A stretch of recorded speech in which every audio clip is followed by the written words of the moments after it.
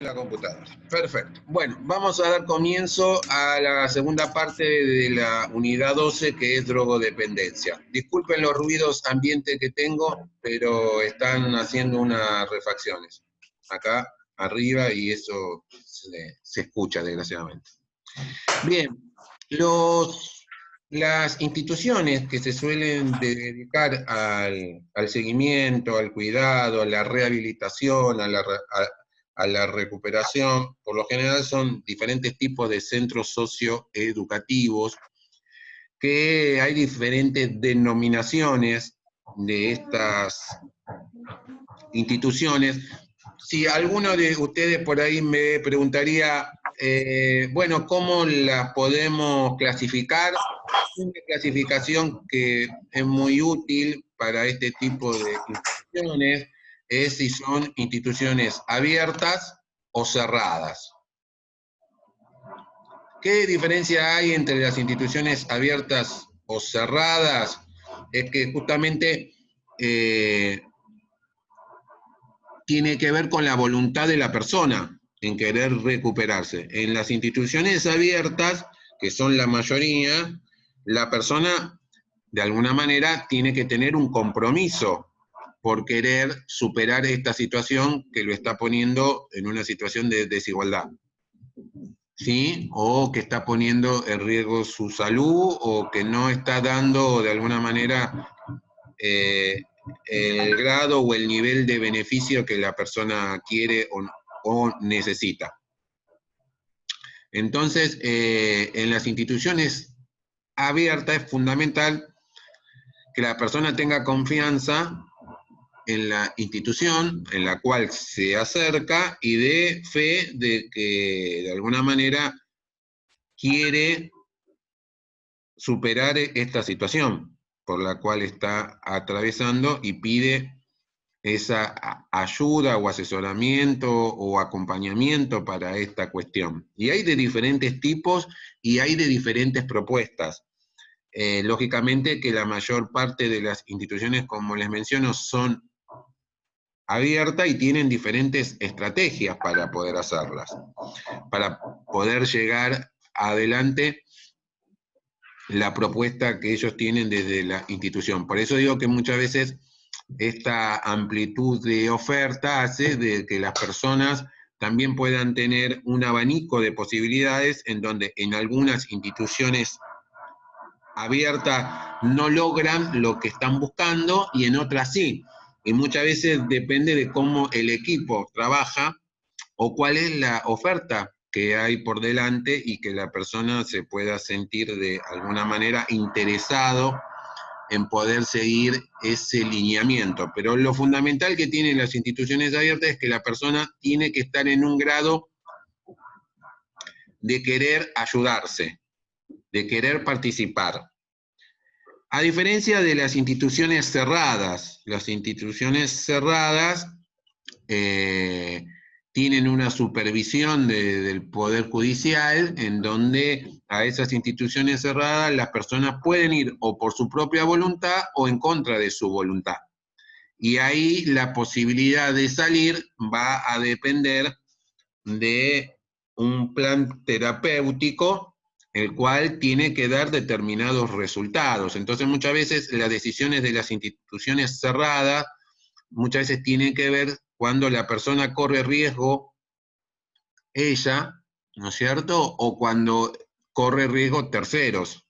Entonces, la posibilidad de la confinación también va a ser por un tiempo y va a estar bajo el amparo de lo legal y de lo médico, ¿no es cierto? Entonces, lógicamente que esto fue uno de los aportes o de los cambios que la ley de salud mental trajo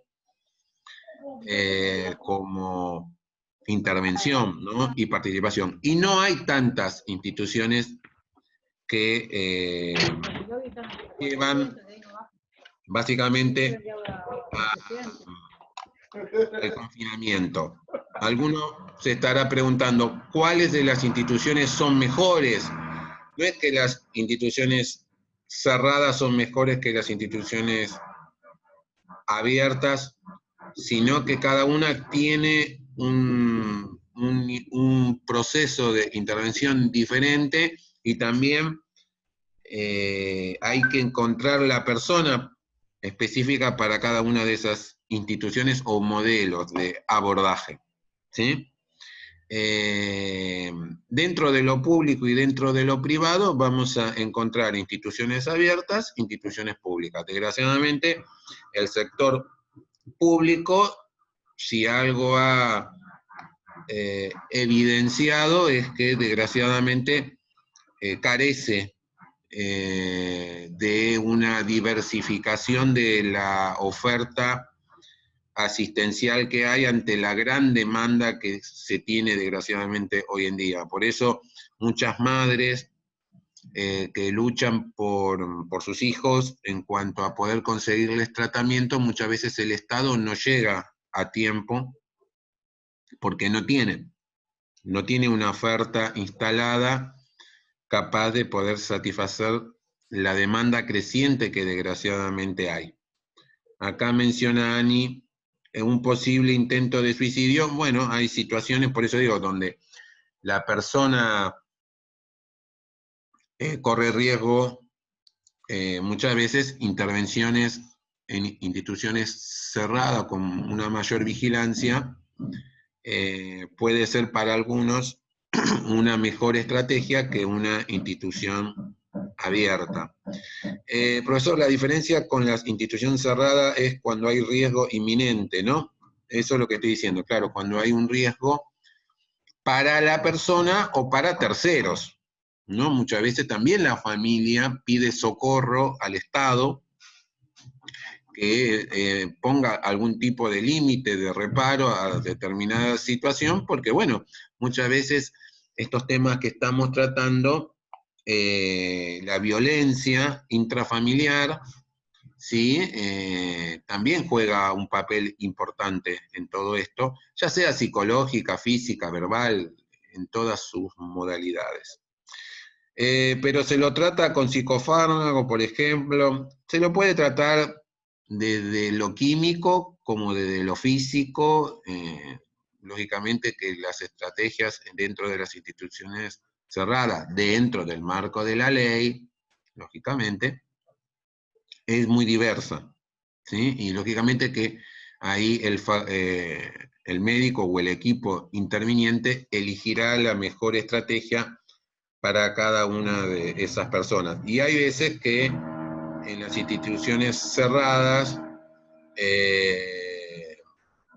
por ahí la persona está un poquito más en la primera parte separada de su entorno familiar, pero lógicamente después, por más que las instituciones sean cerradas, la necesidad de la familia en cualquiera de las dos propuestas es fundamental que esté, que participe, o por lo menos su red de contacto, ¿no? Su red de cercanía que pueda estar. No hay problema, Evangelina, igual, gracias por estar y por sumarte. Recién comenzamos, así que lo único que hemos hecho anteriormente que no se grabó es un repaso de la primera parte. Bien, entonces, cualquiera de las dos instituciones, ya sea abiertas o cerradas, va a necesitar de una evaluación.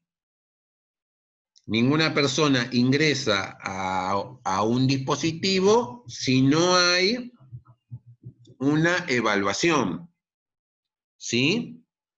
Y esa evaluación muchas veces tiene que ver con las diferentes entrevistas que se realice con distintos profesionales, pueden ser psicólogos, psiquiatras, enfermeros, asistentes sociales, y que lo que van a tratar de hacer desde cada uno de su disciplina, colaborar a la conformación de un informe, ¿sí? de una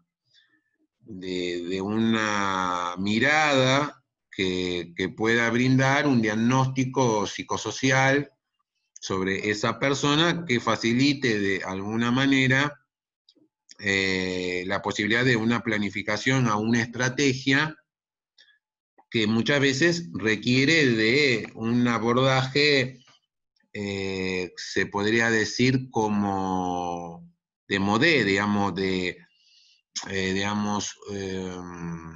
pensar en esa persona como un ser único y que necesita de una estrategia para él. Entonces, como a su medida, ¿no?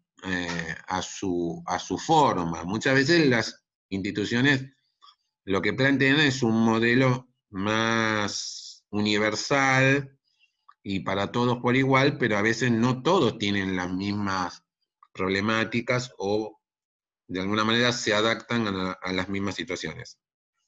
Acá mencionan que hay compañeras que quieren entrar. Sí, yo tengo acá abierto y estoy dándole la posibilidad de poder entrar, pero hay algunos que deben tener algún problemita en cuanto a su internet. Si uno de alguna manera habla en general de todas las instituciones, podemos ver que después de hacer una exhaustiva evaluación que muchas veces puede ser diagnóstica en el sentido de que por ahí hay instituciones que deciden no aceptar a esa persona. ¿Por qué? Porque no porque las instituciones sean malas, sino porque por ahí el caso puntual para esa institución no tiene los elementos que esa persona necesita o no tiene el entorno o las actividades o la cantidad de profesionales o la estructura física como para poder contener a esa persona. Por ejemplo, no sé, cuestiones básicas como puede ser una persona que tiene una discapacidad locomotora. Y por ahí a la institución que va a querer ingresar, porque se le han recomendado, no cuenta con las rampas o con la preparación para poder también cubrir las otras necesidades que la persona tiene de acuerdo al requerimiento que la persona necesita. Entonces, lógicamente que muchas veces esa evaluación inicial no solo es importante para un diagnóstico socioambiental o de situación familiar y demás, sino que también muchas veces es para que la institución haga un análisis de si está en condiciones de poder ofrecerle a esa persona lo que esa persona necesita. Entonces, muchas veces esa situación ayuda a por ahí derivar a esa persona a otra institución que por ahí sí le puede dar esa contemplación. Desgraciadamente, como les mencionaba antes, el Estado en esto tiene una gran deuda pendiente, ¿no? Y lógicamente que muchas veces las personas se encuentran limitadas a la hora de poder acceder a instituciones abiertas porque muchas veces son muy costosas. Entonces, muchas veces la falta de recursos hace que esta situación esté más acotada o más limitada.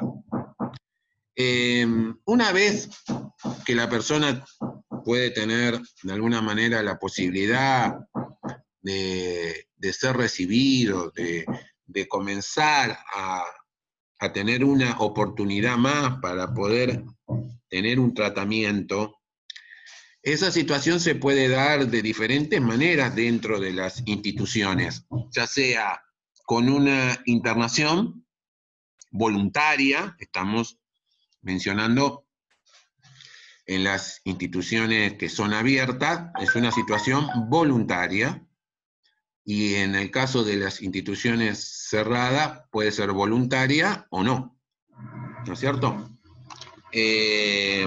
Pero todas, ya sea un modelo u otro modelo, la primera situación por la cual la persona va a atravesar se la puede llamar como un primer nivel de atención dentro de esta cuestión. Acá dice Natalia Espíndola, dice desintoxicación. Sí, lo que estoy tratando es que primero veamos estas cuestiones que tengo acá. y después vamos a ir al texto, para que les quede claro esta primera parte, ¿no? De qué trata cada uno de estos niveles dentro de las instituciones. Entonces, la mayoría de las instituciones, por lo general todas, tienen un primer nivel de abordaje, después de que salieron de esta situación de evaluación, que tiene que ver con observar. ¿Sí? No tomen la cuestión de la observación simplemente como que se quedan mirándolo todo el tiempo, ¿no? Hay diferentes tipos de intervenciones, pero por sobre todo lo que se va a hacer es ver cómo esa persona se relaciona, ¿sí? Observar su conducta, escucharlo, ¿sí? Ver sus demandas, entender su discurso. Bueno, son etapas que sirven también para seguir de alguna manera evaluando a esa persona, ¿sí? También, dependiendo en qué institución la persona se encuentre, va a servir para ver el grado o el interés que la persona tenga sobre determinadas cuestiones, ¿no? Entonces eso también es como cuando ustedes van a un nutricionista o como el caso que planteaba la compañera antes.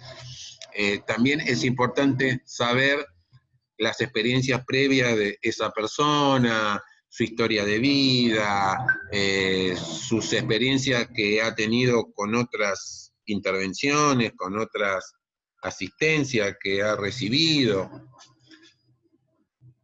Acá dice Alejandra Frete, profe, leí un artículo que las instituciones cerradas mayormente no son efectivas. Lo que pasa es que, bueno, a veces es difícil comparar la efectividad en un tema que desgraciadamente es complejo y sobre todo que hay que ver, no es la cuestión de las instituciones, es cuestión si la persona esa era para esa institución o era para otro tipo de modelo de institución, ¿no? Pero bueno, yo trato de no comparar, lo que creo que lo importante es, por eso hablo de la etapa de evaluación, es si la persona realmente está bien evaluada y la institución puede de alguna manera responder a los requerimientos que la persona necesita, ¿sí? Más allá después del resultado que se tenga.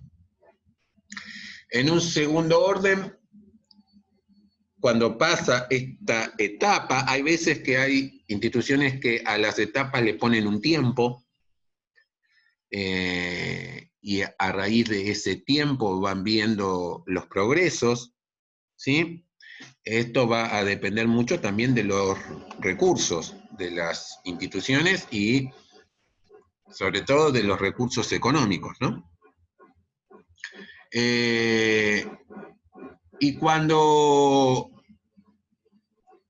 de acuerdo a esas observaciones y a las decisiones del equipo, ¿sí?, interviniente, se puede pasar a un segundo nivel, que es a donde la persona comienza a tener algún tipo de programa que puede ser un programa muy particular o puede ser un programa universal, en el sentido de que se aplica a todos por igual o no, esto va a depender mucho de las instituciones, en donde básicamente lo que se va a tratar es de ver cómo la persona socializa con el otro, ¿no? A ver sus habilidades sociales, sus relaciones interpersonales, cómo se va de alguna manera comportando, se va a ir viendo las conductas en cuanto a hábitos,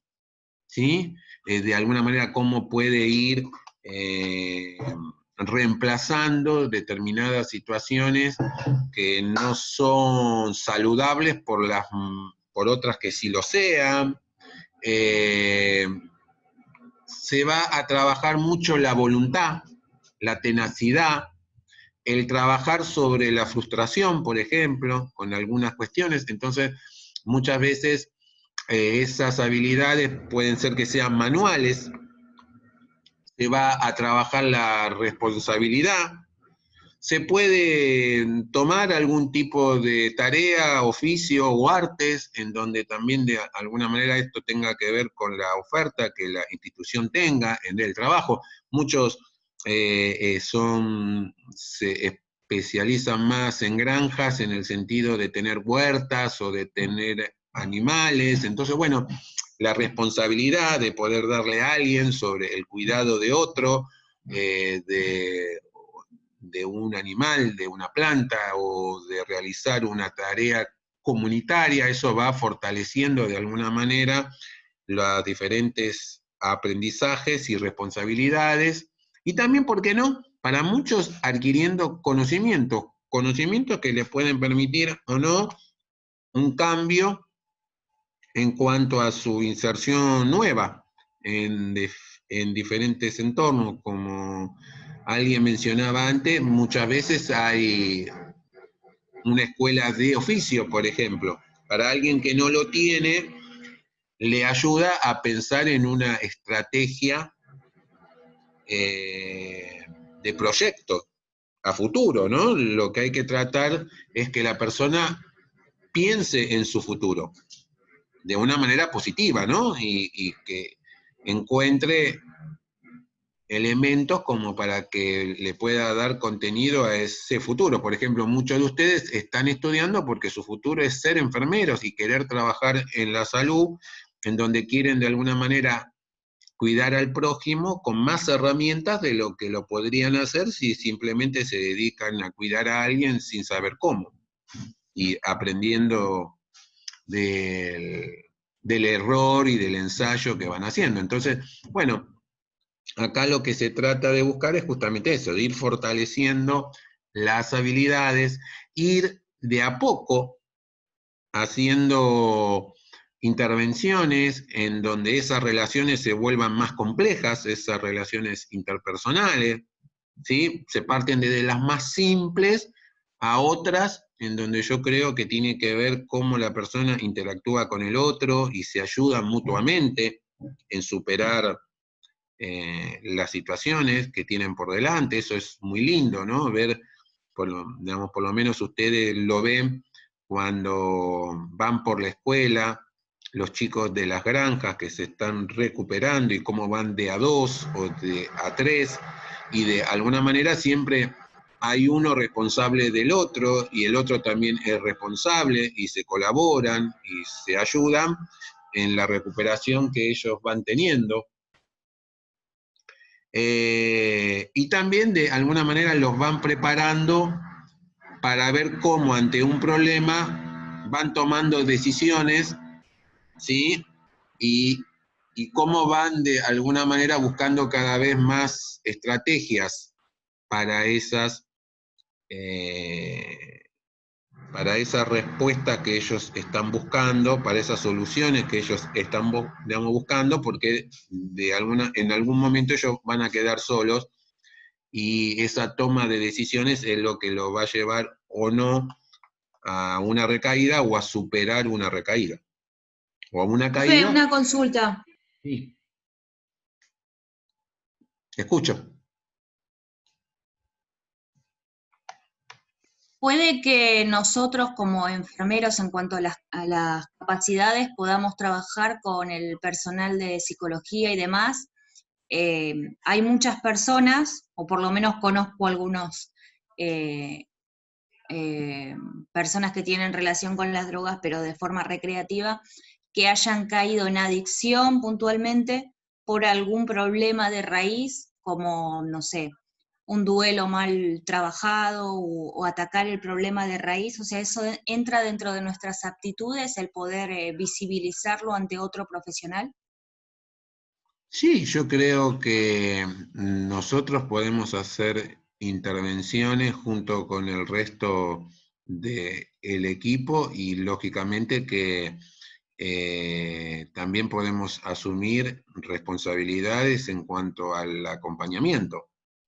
En ese sentido, sí, y desde ya que si no trabajamos la raíz de los conflictos o de alguna manera la persona digamos, todos estos programas o actividades justamente van a ir confrontándolo y que él vaya pudiendo tener las herramientas justamente para trabajar hacia su interior esas cuestiones que pueden ser muy diversas, de todo tipo, todas esas situaciones que dan disconfort, si las puede superar, cómo, con qué mecanismo, y que esos mecanismos no les jueguen en contra.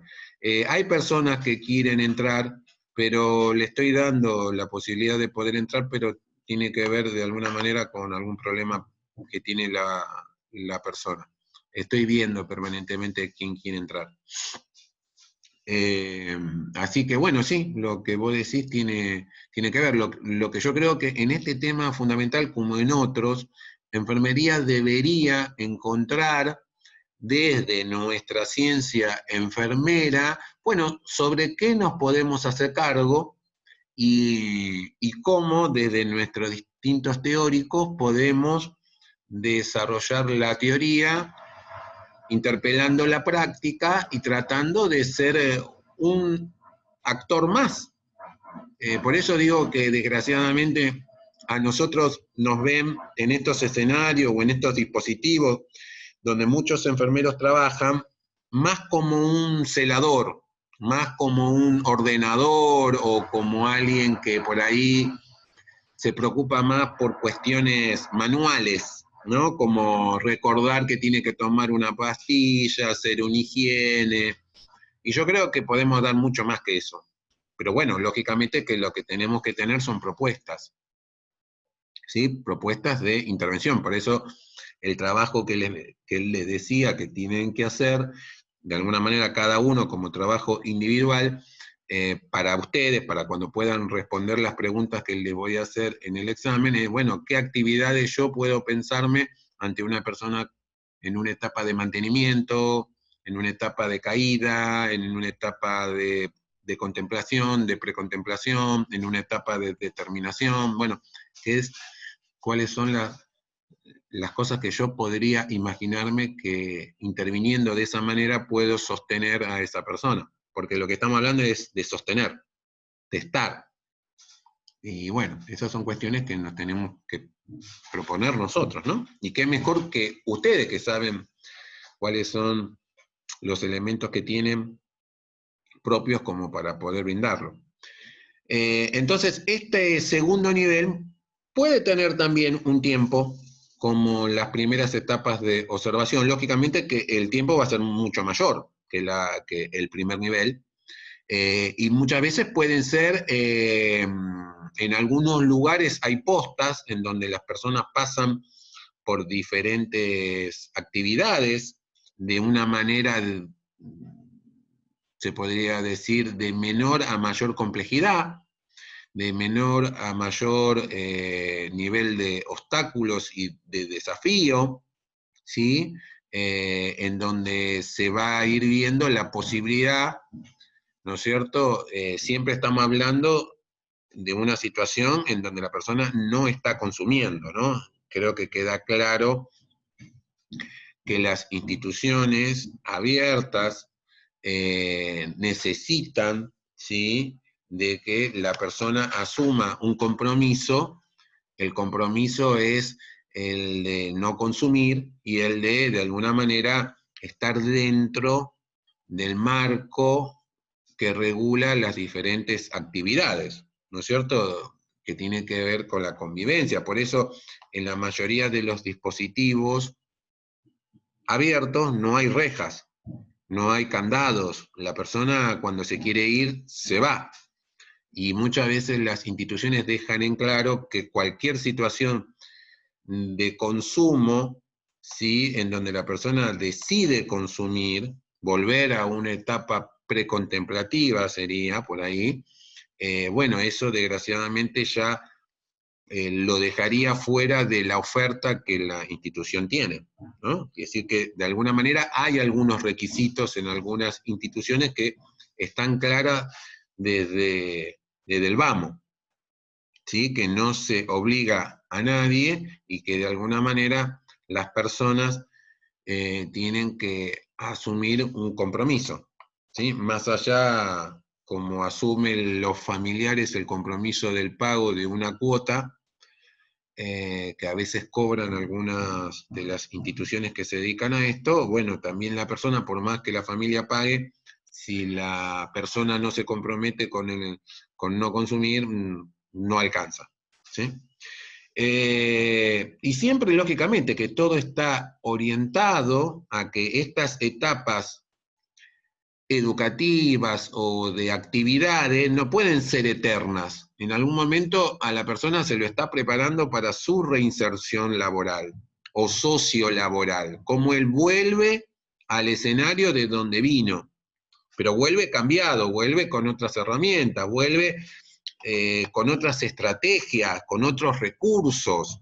Por eso muchas veces las instituciones abiertas continúan siendo de alguna manera el eje ordenador en las vidas de esas personas, y las personas cada tanto regresan y hacen consultas y vuelven, porque el acompañarlo a esa reinserción social, que tiene que ver con lo laboral también, porque vivimos en una sociedad de consumo. Entonces, lo que se va a tratar de reforzar, bueno, son esas competencias aprendidas y vividas en el segundo nivel, en donde en este tercer nivel, bueno, se va a ir de alguna manera acrecentando ese grado de competencia y de responsabilidad, pasándolo por diferentes niveles, primero, segundo, tercer nivel, de habilidades, de responsabilidades, ¿no? El poder no solo ser responsable de uno, sino ser responsable de otro,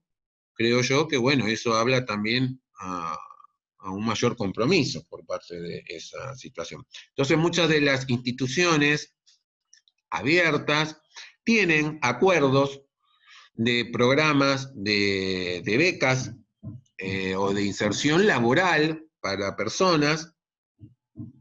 Acá dice Natalia, ofreciendo confianza en cada actividad nueva que se le ofrece, observar su afrontamiento e ir reforzando en ese punto si hay, obviamente, claro, sí, hay una situación muy estrecha, ¿no? De que no solo el equipo está viendo cómo la persona va progresando, sino también su entorno, las personas con las cuales él interactúa, cómo él también interactúa opinando sobre el comportamiento de otros y el comportamiento de él, y bueno, esto también lleva a que esto se lo piense como dentro de una comunidad terapéutica, ¿no? En donde todos comienzan a hacer diferentes tipos de intervenciones, que es sumamente rico en ese sentido. Entonces, bueno, lo que se está tratando de encontrar siempre es que la persona se pueda reinsertar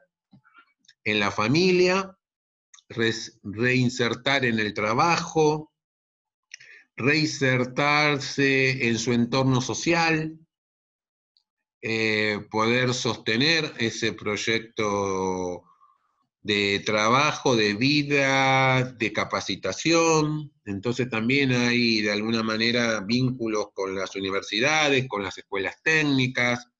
Hay muchos programas de emprendimiento con fundaciones que de alguna manera tratan de incentivar esta posibilidad de que la persona pueda recrearse en diferentes escenarios, también con asociaciones deportivas, bueno, artísticas, ¿no? Creo que se trata de también ver cuál es el interés que la persona tiene, ¿no? Y de no limitarlo a que tenga que ser solamente cosas de panadería o cosas gastronómicas o de jardinería, sino que no, que la persona por ahí no les interesa esa cuestión.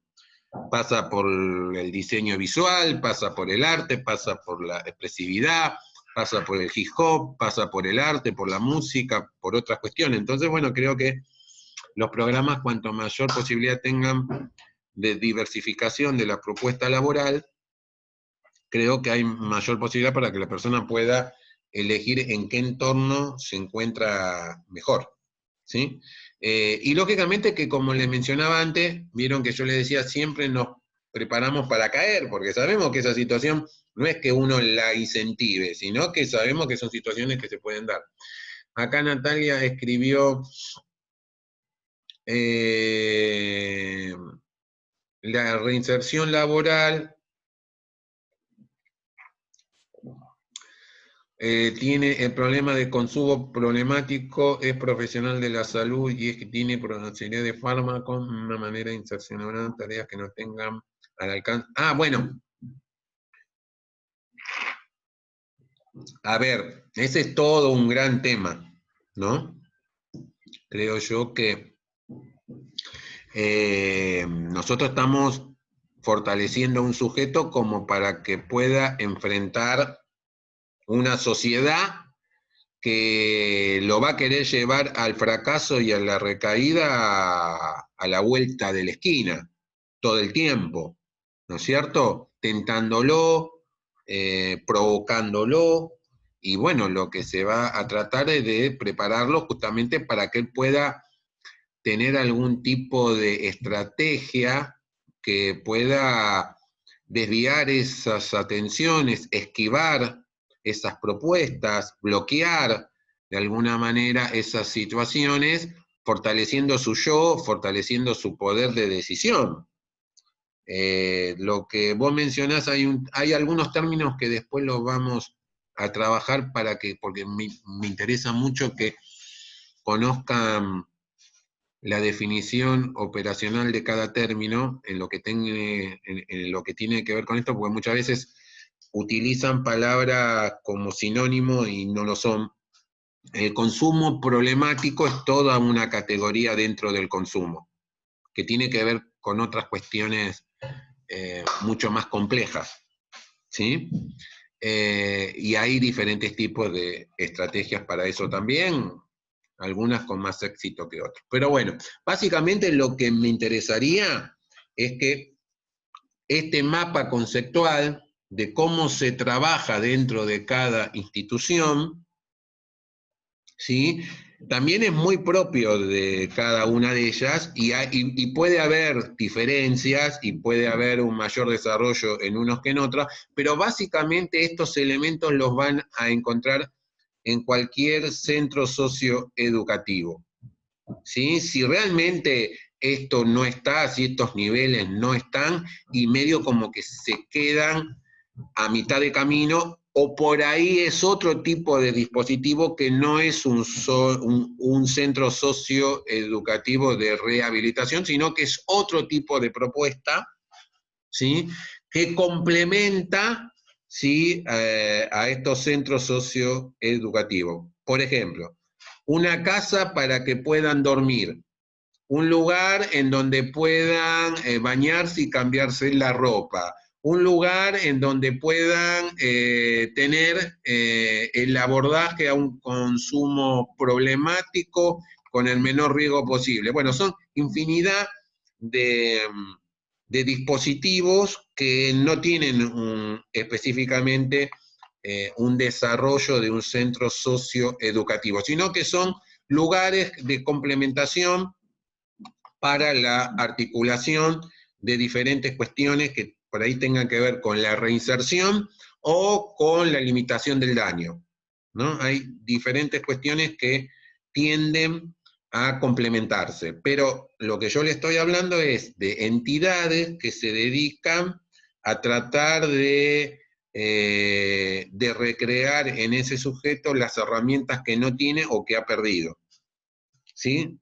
Y que pueda recuperar su autonomía, porque justamente esa es la situación. Por eso que los casos más complejos son los que suelen llegar a este tipo de centros socioeducativos, ¿no es cierto? Lo que tienen que ver de alguna manera con un grado mayor de dependencia. Bueno, vamos a, si esta parte no dejó duda, si cada uno de ustedes entendió el primer nivel, el segundo nivel y el tercer nivel,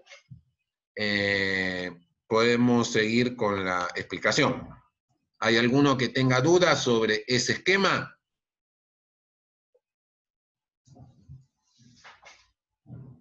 ¿No? Bueno, en lo que tiene que ver con el párrafo y el documento que sigue a continuación, uno de los temas que lógicamente, dependiendo de cuál es la situación, desintoxicar a alguien es tratar de alguna manera de generar esa ruptura que la persona tiene con eso que lo está perturbando, con eso que le está haciendo daño. ¿Sí? Muchas veces se utilizan algún tipo de fármaco, ¿sí?, que colabore, que ayudan de alguna manera a esta desintoxicación. Aunque a ustedes les suene raro, parecería que muchas veces es como un cambio de sustancias, te cambio esta por la otra, ¿no? Pero de alguna manera lo que se está tratando de buscar, en el caso específico de la estrategia, no todas las instituciones tienen las mismas estrategias, ojo, eso también ténganlo en cuenta. Hay otros que lo hacen de forma más natural, sin la necesidad de recurrir a las benzodiazepinas, ¿no? Que las benzodiazepinas de algunas maneras son esas sustancias también conocidas como, por su función como ansiolíticas, digamos, que trata de bajar la ansiedad, ¿sí? Entonces, lógicamente que lo que esto hace es poner a la persona en un mejor estado de situación como para poder afrontar la desvinculación que esa persona tiene con eso que le está haciendo daño. Básicamente es una estrategia, ¿sí? Una estrategia de querer construirle a esa persona un chaleco protector químico que le permita darle el tiempo suficiente para que otros procesos cognitivos, ¿sí?, para que otras estructuras que la persona tiene que ir recuperando o construyendo, le permita poder sostener la voluntad de quererse, la voluntad de mantenerse de alguna manera sin el consumo de eso que le hace daño. Entonces, bueno, todo eso lleva un tiempo y hay veces que la intervención de las benzodiazepinas en algunas estrategias de algunas instituciones son utilizadas, ¿sí? Sin embargo, en personas con dependencias a sustancias químicas, la desintoxicación se asocia usualmente con el síndrome de abstinencia. Lógicamente que ese síndrome de abstinencia es complejo por la sintomatología que da, los síntomas que da, el tiempo que puede llevar. Esto mucho tiene que ver también con el tipo de sustancia y con el tiempo y la cantidad que se consumía, ¿sí? Ustedes lo han visto en otras patologías, ¿no? Como muchas veces la discontinuidad de una sustancia genera un efecto. Bueno, el desimpregnar, el que baje de alguna manera ese grado de intoxicación y de dependencia, en algunas personas les lleva mucho tiempo. Y es un tiempo sufrido, es un tiempo complejo, es una situación que lógicamente hay que vivirla para poder entenderla. Entonces, uno no puede dar un tiempo promedio de cuánto esto puede llevar, porque realmente a algunos le puede llevar una semana y a otros le puede llevar mucho más tiempo, ¿sí? Y lógicamente que varios autores mencionan que de hecho el síndrome de abstinencia es el principal obstáculo para poder recuperarse y para poder hacer una desintoxicación efectiva, porque muchas veces esa situación se interrumpe con una recaída o con una vuelta a consumir. Por eso son los momentos en donde las personas necesitan el mayor acompañamiento posible, la mayor articulación posible, ¿no es cierto? En este sentido, para no dejarlo solo. Si bien hemos dicho ya muchas veces que no lo dejamos solo, en ninguna de las etapas, siempre hacemos diferentes grados de intervención. Desde ya que hay situaciones que muchas veces, en esto ha crecido mucho la participación de los acompañantes terapéuticos, en donde muchas veces cumplen un trabajo loable de estar permanentemente con la persona justamente para ayudarlo a atravesar estos momentos, ¿no? Porque son momentos de gran perturbación. Sí, Norma, ya varias veces a Dayana Medina le toco para poder entrar, pero debe tener problema ella en la cuestión de su conexión. El síndrome de abstinencia, si bien es el principal obstáculo a resolver, no es el único, ¿sí? En este sentido, yo creo que es importante que quienes trabajan en esto, nosotros por ahí, cuando estamos en el hospital, reconocemos en algunas personas este síndrome de abstinencia, porque muchas veces, claro, al estar internado en el hospital y la persona no poder estar en contacto con lo que consume, se va desimpregnando y esta situación se va instalando muchas veces y el enfermero, por más que no trabaje en el tema de las adicciones, tiene que reconocer este síndrome de abstinencia, que muchas veces puede pasar en una persona que consume alcohol, en una persona que consume pastillas, en una persona que consume diferentes sustancias, porque lógicamente que muchas veces el problema de comunicación o las estrategias que nosotros tengamos en el hospital o en el centro de salud, el no desconocer esto hace de que no podamos hacer las intervenciones adecuadas, ¿sí? Entonces, estas son situaciones que muchas veces quedan en evidencia por cambios conductuales, por cambios físicos, ¿sí? Que dejan de forma muy notoria esta cuestión, que a veces las personas no lo quieren decir, pero que queda más en evidencia, ¿no? La sintomatología, para tratar de darse cuenta de que muchas veces estas cuestiones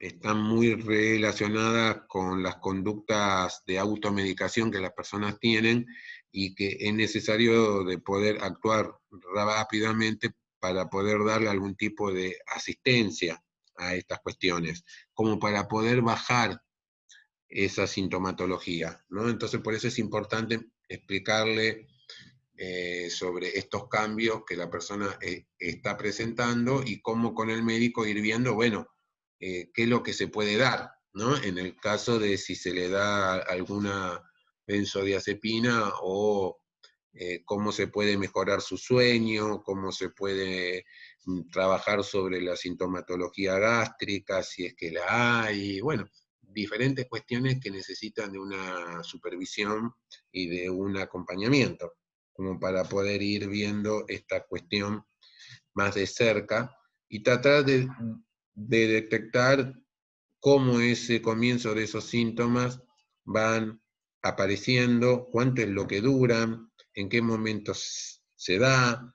Bueno, son todas cuestiones que nos va a ir llevando a ir haciendo un registro en los informes de enfermería. El médico quiere ver eso, ¿no? Cómo nosotros vamos detallando el comportamiento, las demandas que la persona va teniendo a medida que vaya progresando.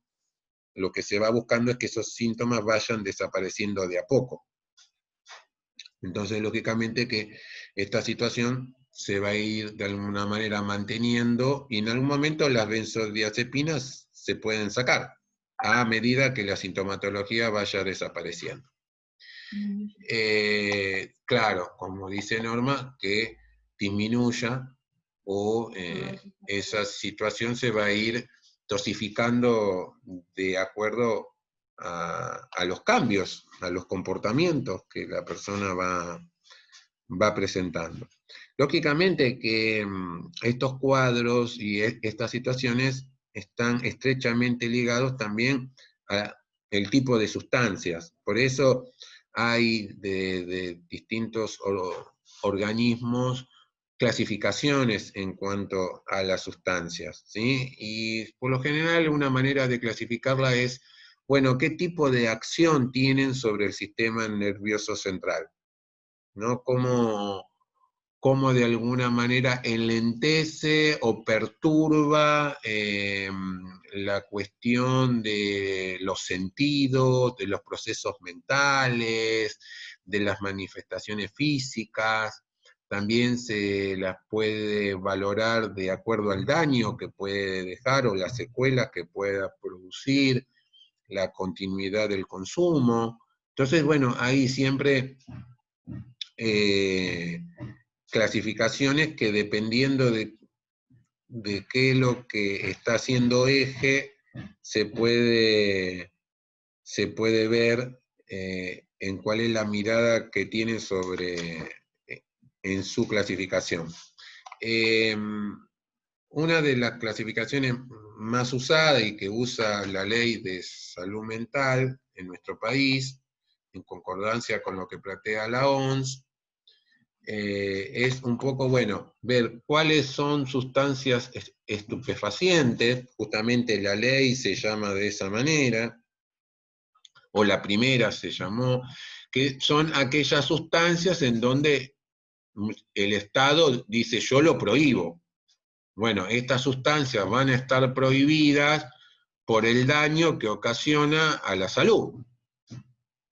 Y porque está demostrado que esas sustancias, no importa a qué dosis o por medio de qué vía, no tiene una finalidad terapéutica sustentable, digamos.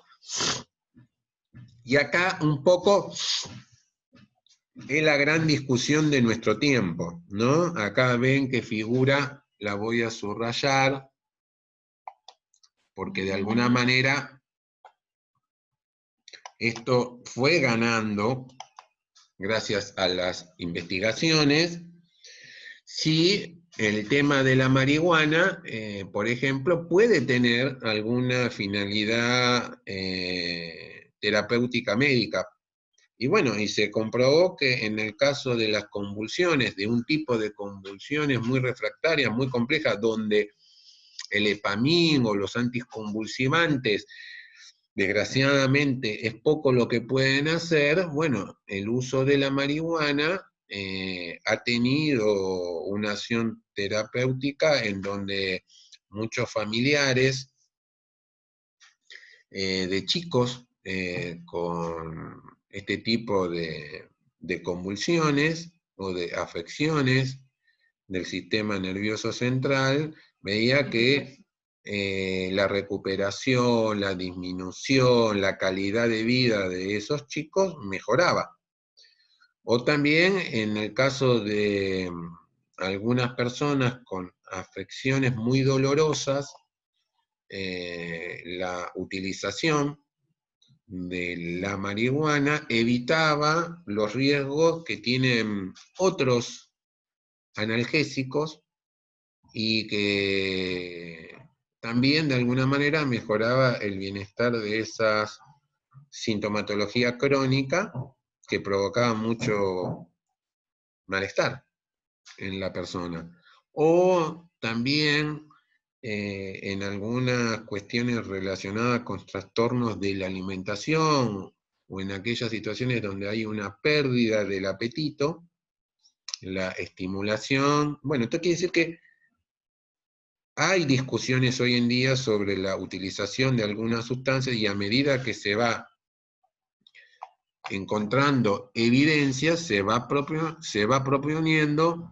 la utilización acá, como dice David, también hay personas con Parkinson, ¿no? Que se puede ver beneficiada con el uso del aceite, y bueno, por eso digo que para todas estas cuestiones lo que se necesita es la posibilidad de hacer investigaciones y de ver y de sustentar esas cuestiones que me parece que va ganando cada vez más evidencia y que, bueno, hace que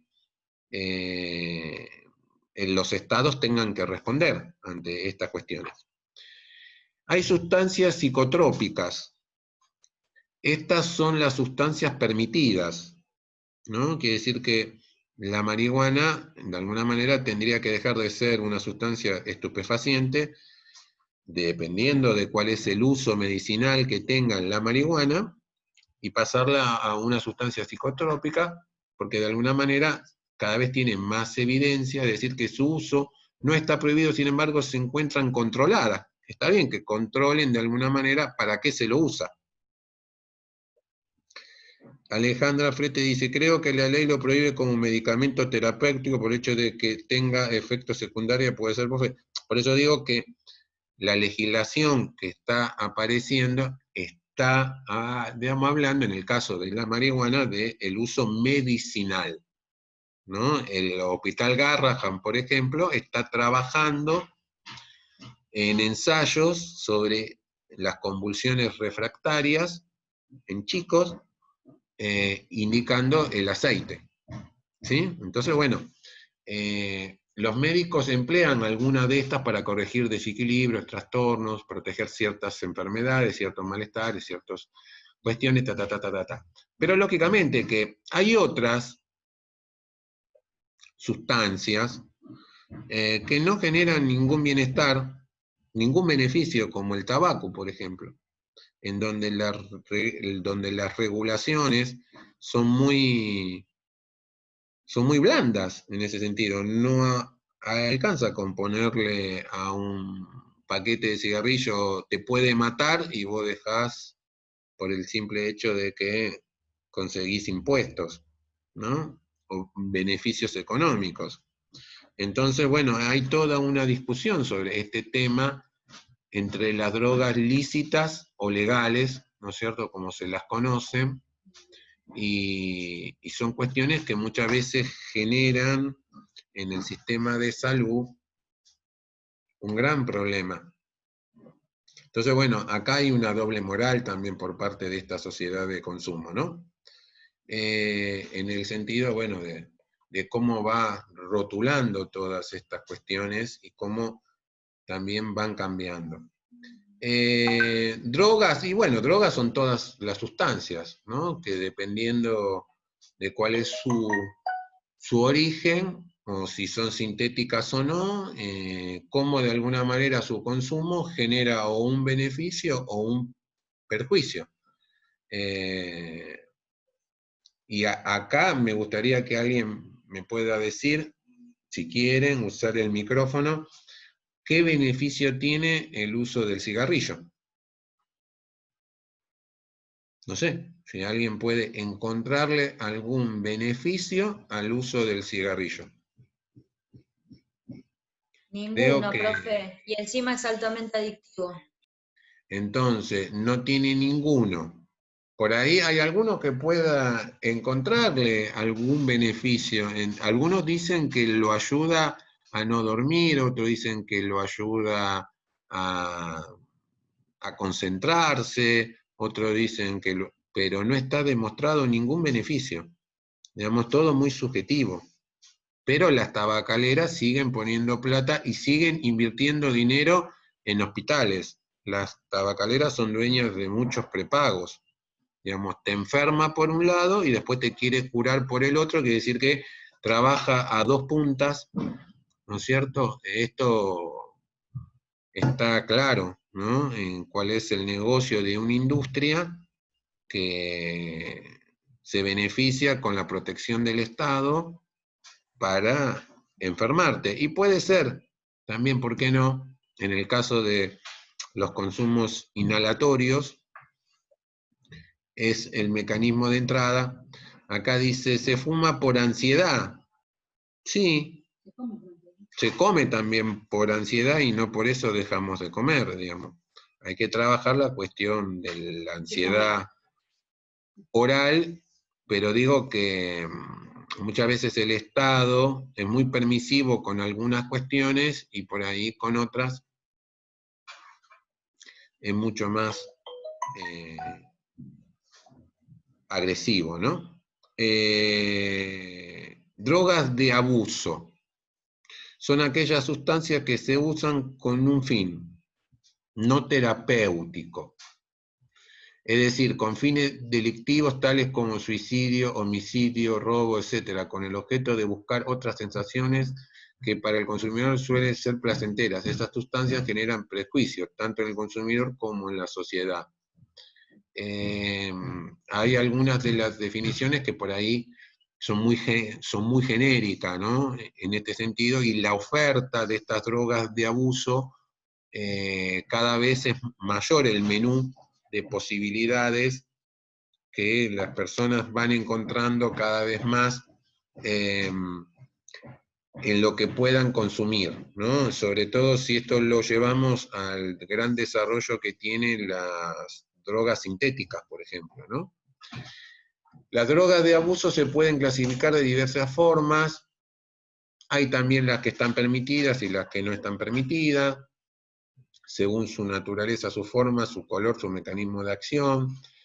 Esto muchas veces en las drogas de abuso permitidas ingresarían algunos fármacos, por ejemplo, por eso digo que la automedicación muchas veces tiene un proceso encubierto en cuanto al abuso que hace uno, esta cuestión, ay, tengo tal cosa, me tomo esto, me tomo tal cosa. Bueno, estas son algunas situaciones que hay muchas situaciones que son legales, pero que son perjudiciales, ¿no? Y hay otras que, bueno, sí sabemos más claramente está definida la cuestión propiamente dicha.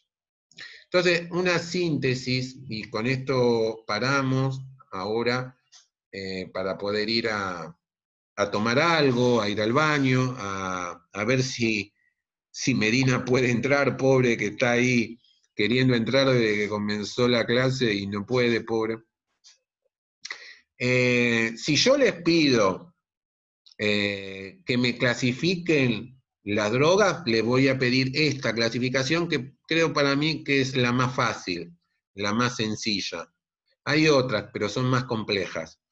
Y que tiene que ver básicamente esta clasificación de a dónde actúa.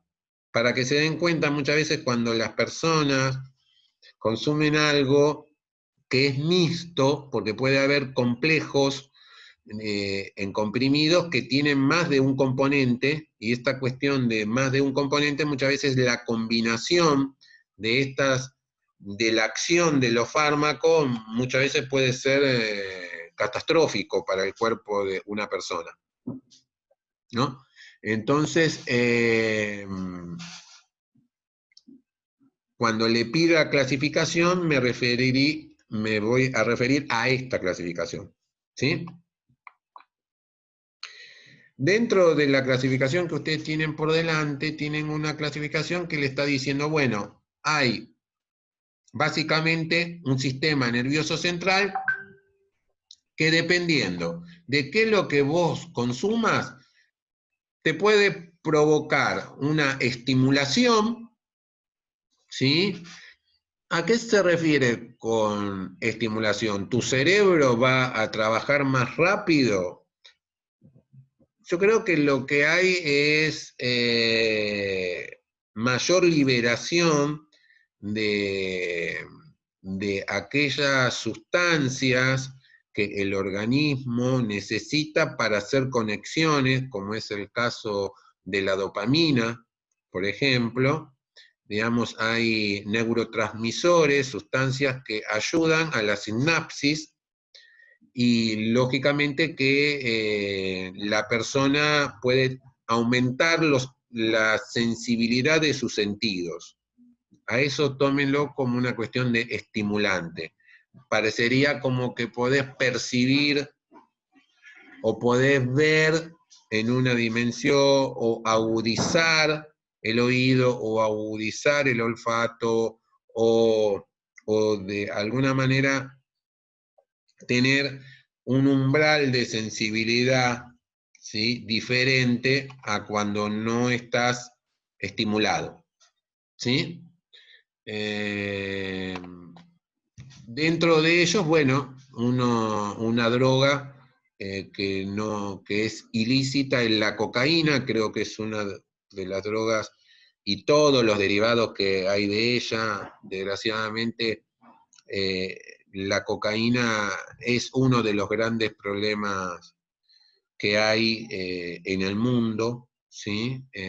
Su consumo, que sobre todo, si bien se la conocía desde el siglo pasado, desde el siglo XIX, creo que en los 80 hizo de alguna manera su más expansión territorial y mundial y su uso de una manera multiplicador, ¿no? Si bien siempre existió en algunos círculos, porque era, de alguna manera, es un producto que se utiliza mucho en la medicina, ¿no? La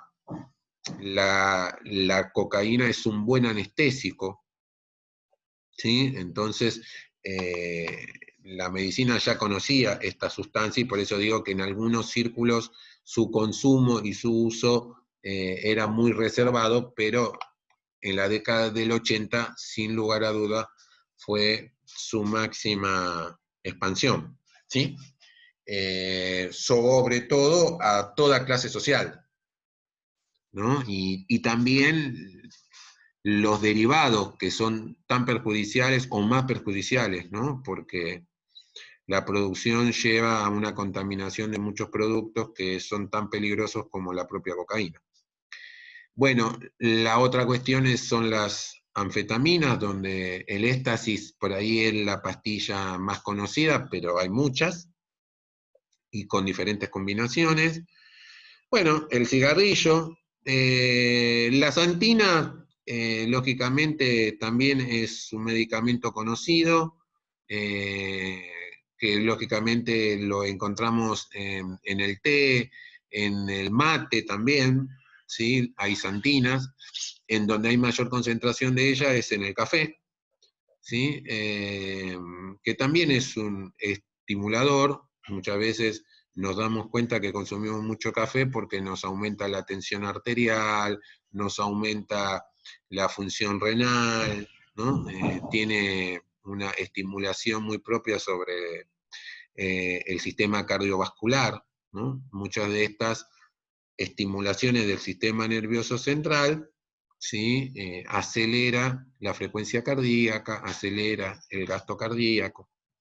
Y así como hay drogas que son estimulantes, hay drogas que provocan todo lo contrario, que disminuyen los neuroreceptores y por ende disminuyen la sinapsis y son depresores del sistema nervioso central, ¿sí?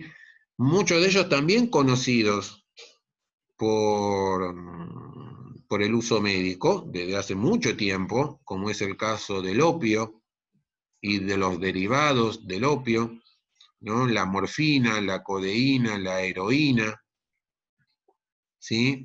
Las benzodiazepinas, que las estábamos mencionando como tranquilizantes o sedantes, los barbitúricos, bueno, hay también combinaciones como la escopolamina y el alcohol, ¿no? Son algunos de los depresores del sistema nervioso central. En algunos de ellos tienen algún efecto primero de euforia y después de depresión, como es el caso del alcohol, pero el problema que hay con estos fármacos es que muchas veces se los combinan con los estimulantes, ¿no? Entonces, digo, las intoxicaciones mixtas son un serio problema para el sistema nervioso central, y muchos de los depresores del sistema nervioso central están dentro de lo que se considera como drogas legales.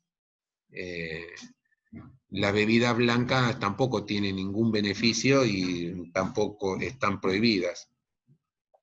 Hortensia menciona, será como depresor porque se usa mucho para paliar el hambre a la gente en situación de calle, como el pegamento. El pegamento donde entraría, porque también es su uso.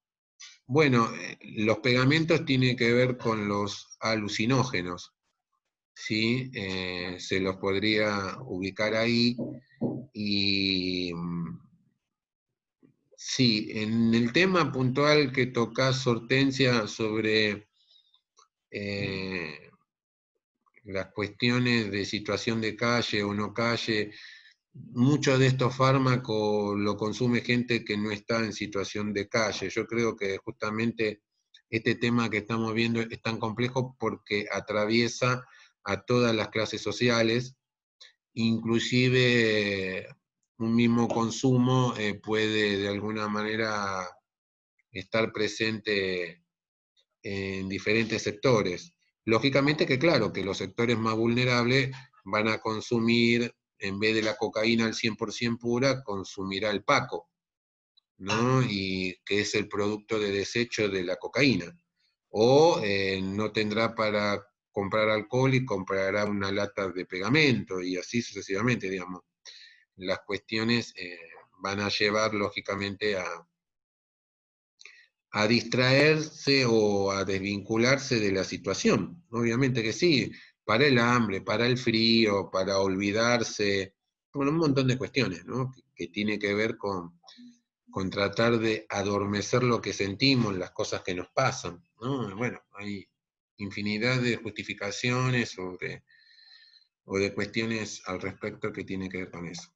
Y digamos, otro grupo son los alucinógenos, en donde pondríamos también acá, ¿por qué no?, lo que tenga que ver con el pegamento.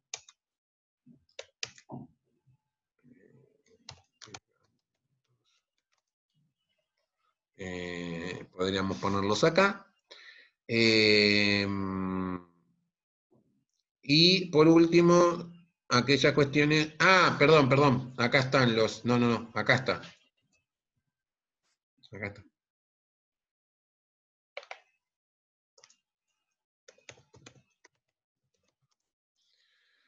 En los inhalantes, ya sea tanto de los derivados de los hidrocarburos como de los disolventes, entran los pegamentos, ¿no es cierto? Como una...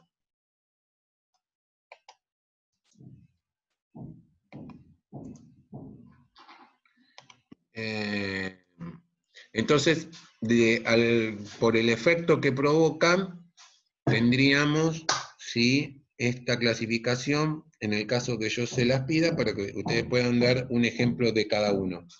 Hay personas, bueno, acá menciona la nafta y infinidad de combinaciones, ¿no es cierto? Y sus derivados, que el aguarrás o cualquier cuestión que hace. Bueno, nos vamos a quedar ahora en el punto 5, que es el marco legal, ¿sí? Que es lo que quiero que ustedes conozcan, y porque de alguna manera permanentemente hay discusiones sobre esto, sobre cambiar el marco legal. Me gustaría también conocer la opinión que tienen ustedes al respecto. Y vamos a ir viendo algunas cuestiones sobre algunos términos que me parecen importantes. Ahora vamos a hacer un recreíto. Vamos a poner acá detener grabación.